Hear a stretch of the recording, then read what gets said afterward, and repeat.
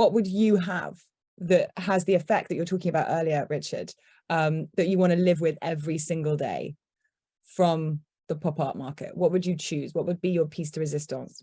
Are we talking about paintings, prints, drawings? You can have two. No, what? You can have anything, but then you have to choose a print for my sake. Oh, okay. Well, I mean, geez, I mean, where do you begin?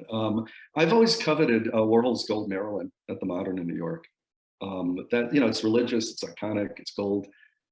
This is the one was sold at the first Marilyn show at the Stable Gallery. A woman named Eleanor Ward gave Andy his first New York show. Not Costelli, it was Eleanor Ward, the Stable. And it was a show of the Marilyns.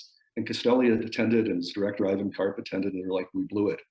Because Andy wanted to be with them. Like, we should have taken it, but eventually they got it. But the Gold Marilyn was there. It was $1,200 at the time. This is a big painting. I don't know, maybe it's 70 inches tall. And it was bought by the architect, Philip Johnson. And Alfred Barr, who was the head of the Modern at the time, turned around and said, we don't really have it within our acquisitions budget, but any chance of you buying it and donating it? We really want that painting. And he did it. And you walk into the Modern, I mean, they in the same room are the original 32 Campbell soup can paintings that they bought from Irving Blum via the Ferris Gallery days. But you look at this Gold Marilyn, it's everything. It's like the entire history of Western art is there. I could point out different aspects as to why. But yeah, that would be just amazing. But in terms of a print, I'm a sucker for the Marilyns. I'd probably buy the turquoise Marilyn print.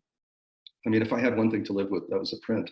Again, it's everything, it encapsulates everything Warhol's about. I mean, it's just, yeah, be fun to live with. It'd just be fun to live with. To be like, it's decorative. There's a great story behind it.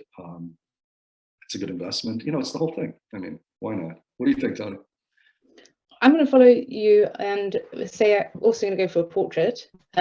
Also, I have a lovely lady and a very strong lady. And even though I'm not a big royalist, I think the impact of the fact that he did Reigning Queens and he did sets of them, female, very progressive for its time, and that we've just had this historic thing happen with Queen Elizabeth. I think I'd love a pink queen. Oh, wow. I just think it's just it's pop, it's portraiture, it's ahead of its time. It's that encapsulating an icon in one thing and just everything historically that's happened. I think I'd go for her. Good choice. Yeah,